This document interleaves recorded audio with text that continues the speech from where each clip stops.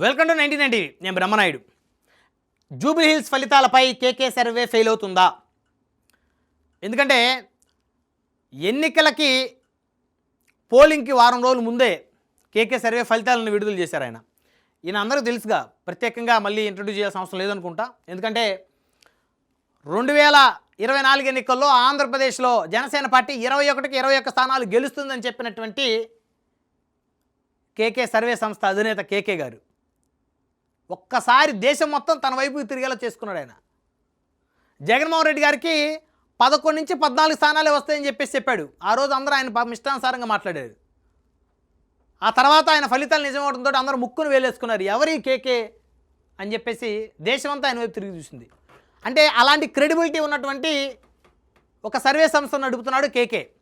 మరి ఆయన ఈ జూబ్లీ హిల్స్ ఎన్నికలకి సంబంధించి మరి పోలింగ్కి వారం రోజుల ముందు చెప్పారు, బీఆర్ఎస్ పార్టీ స్పష్టమైనటువంటి ఆధిక్యంతో ముందుకెళ్తుంది, బీఆర్ఎస్కి కాంగ్రెస్కి దాదాపు 12% పైగా వ్యత్యాసం ఉందని చెప్పారు కేకే గారు. ఎంత ప్రయత్నం చేసినప్పటికీ కూడా ఆ వ్యత్యాసాన్ని కనీసం ఫుల్ఫిల్ చేసుకునేటువంటి పరిస్థితి కాంగ్రెస్ పార్టీకి లేదు, వారి దగ్గరకు కూడా చేరే పరిస్థితి లేదు కాంగ్రెస్కి అని చెప్పారు. కానీ ఇప్పుడు ఏం జరిగింది?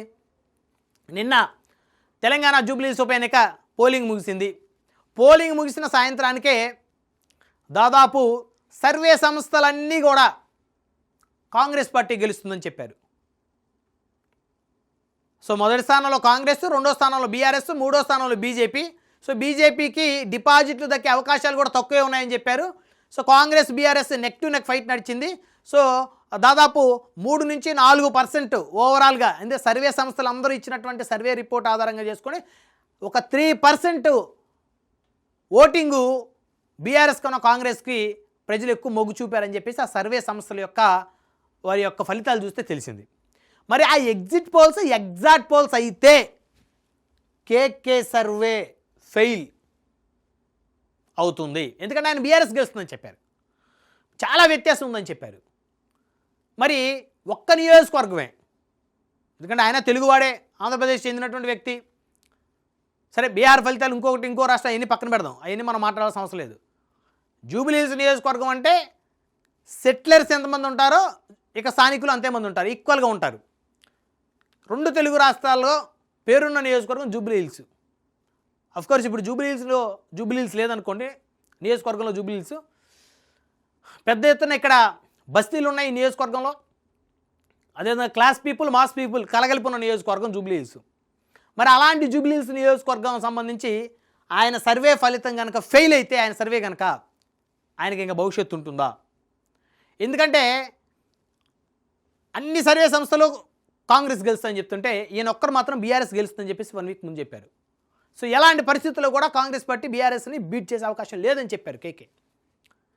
మరి ఇప్పుడు ఏంటి పరిస్థితి? ఇప్పుడు ఈ యొక్క ఈయన సర్వే కనుక సక్సెస్ అయితే, బీఆర్ఎస్ఏ గెలిస్తే, రేపు రాబోయే ఎన్నికలకి తెలంగాణ, ఆంధ్రప్రదేశ్ 2 రాష్ట్రాలకు చెందిన 294 నియోజకవర్గాల్లో ఈయనకు పెద్ద ఎత్తున బిజినెస్ కూడా ఉంటుంది. ఎందుకంటే ఈయన ఒక మంచి స్ట్రాటజిస్టు. సో కాబట్టి ఈయన ఆలోచనలు, ఈయన ఐడియాలజీని వాడుకొని ఎమ్మెల్యే అవ్వాలని చెప్పేసి చాలామంది అనుకుంటారు, కార్పొరేట్ పీపుల్ ఎక్కువగా అనుకుంటారు. సో పబ్లిక్లో ఉండే నాయకులు పెద్దగా ఇలాంటి స్ట్రాటజిస్టుల మీద ఆధారపడరు. సో సాఫ్ట్వేర్ ఇంజనీర్లుగా లేదా పెద్ద పెద్ద కంపెనీలు ఓనర్లుగా విదేశాల నుంచి వచ్చి ఎన్ఆర్ఐలకు వచ్చి స్థిరపడి రాజకీయాల్లో వద్దాము, ఎమ్మెల్యే అవుదాం, ఎంపీ అవుదాం అనుకున్న వాళ్ళకి ఈయన బాగా ఉపయోగపడతారు. సో ఈయన సేవలు ఉపయోగించుకుంటారు. దాని ద్వారా ఈయనకు కూడా బిజినెస్ కూడా ఉంటుంది బాగా. ఇది ఏ సర్వే సంస్థకైనా ఉంటుంది. ఇప్పుడు ఈ జూబ్లీ హిల్స్ ఫలితం కనుక ఫెయిల్ అయితే ఇది ఎంటైర్ అయిన కేకే సర్వే సంస్థ యొక్క క్రెడిబిలిటీకే పెద్ద మైనస్ అని చెప్పాలి. సో ఏం జరుగుతుందో చూద్దాం. మరి ఈ జూబ్లీ హిల్స్ ఫలితాలు మీదే కేకే సర్వే సంస్థ భవితవ్యం కూడా తెలుగు రాష్ట్రాలు ఆధారపడి ఉంటుందని ఖచ్చితంగా చెప్పొచ్చు. ఎందుకంటే ఒకప్పుడు కనుక మనం అబ్జర్వ్ చేస్తే ఆరామస్థాన్, ఆంధ్రప్రదేశ్ రాష్ట్రం ఉమ్మడి గుంటూరు జిల్లాకు చెందినటువంటి ఆరామస్థాన్ గురించి అందరికీ తెలుసు. ఆరా సర్వే సంస్థ అధినేత ఆయన కూడా ఒక ఎన్నికలు చాలా స్పష్టంగా ఆయన ఎగ్జిట్ పోల్స్ చెప్పారు. ఆ ఎగ్జిట్ పోల్సే ఎగ్జాక్ట్ పోల్స్ అయ్యాయి. ఆ తర్వాత 2024 ఎన్నికలకు సంబంధించి మరి ఆరామస్థాన్గా సర్వే చూస్తే జగన్మోహన్ రెడ్డి అధికారంలోకి వస్తారని చెప్పారు ఆయన ఎగ్జిట్ పోల్స్. కానీ అసలు ఆయన ప్రతిపక్షమే రాకుండా 11 సీట్లు పరిమితమయ్యారు. ఇక ఆ తర్వాత ఆరా సర్వే సంస్థ యొక్క క్రెడిబిలిటీ మసకబారిపోయింది. అంతకుముందు మనం చూద్దాం, లగడపాటి రాజగోపాల్ గారు 2004, 2009 ఎగ్జాక్ట్గా చెప్పారు ఆయన. అబ్బా లగడపాటి సర్వే అంటే జనాలు ఎగబడి చూసేవాళ్ళు. అద్భుతంగా చెప్తారు లగడపాటి. ఆయనకి 2 తెలుగు రాష్ట్రాల్లో ఉన్న ప్రతి పోలీస్ అధికారి ఆయన ఫోన్లో టచ్లో ఉంటాడు, ఇంటెలిజెన్స్ అధికారులు ఆయన టచ్లో ఉంటాడు.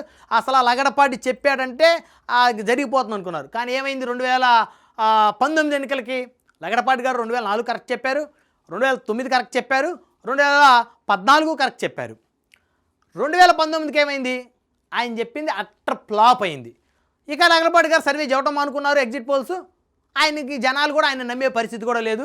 కాబట్టి మరి ఒక లగడపాటి, ఒక ఆరా మస్తాన్ లాగా ఒక కేకే మిగిలిపోతాడా, లేకపోతే జూబ్లీ హిల్స్ ఫలితాల్లో బీఆర్ఎస్ గెలిచి మళ్ళీ 2 తెలుగు రాష్ట్రాలు మొత్తం కేకే సర్వే వైపు చూస్తాయా అనేది మాకు 2-3 రోజుల్లో తేలనుంది.